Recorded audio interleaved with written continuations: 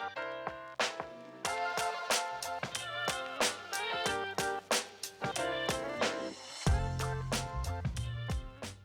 afternoon, everybody. Captain Mike here from Freedom Boat Club, and today we're going to talk about avoiding propeller damage. There's a reason Washington, D.C. is where Washington, D.C. is. The Potomac River and its tributaries are not and were not easy bodies of water to navigate. The average depth of the Potomac River in our area is 3 to 4 feet deep.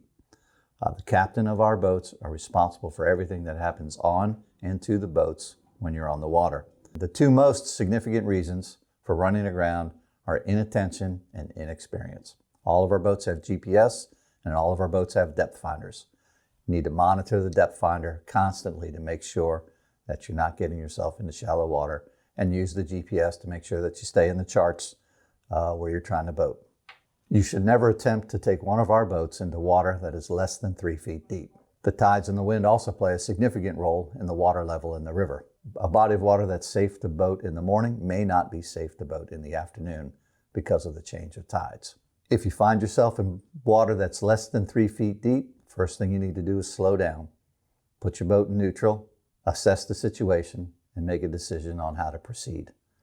Generally, that's going to mean trimming your motor up. If you don't, all of our motors can be trimmed up. If you do not know how to trim the motor up, check in with one of our dock staff before you go, and they'll show you how to trim that motor up. The motor can be trimmed up to where the propeller is right at the surface of the water. That way, the propeller is above the bottom of the boat and will not strike the bottom of the river. Do not try to power through mud, sand, silt, or vegetation. The only thing that's going to happen there is you're going to suck debris into the engine cooling intake. The motor will overheat. If this happens, turn the motor off immediately and call the dock staff for assistance.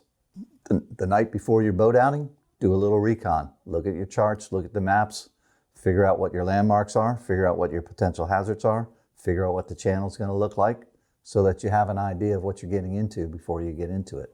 As a club member, you are responsible for returning the boat in a usable condition so that the next member can enjoy their boating experience.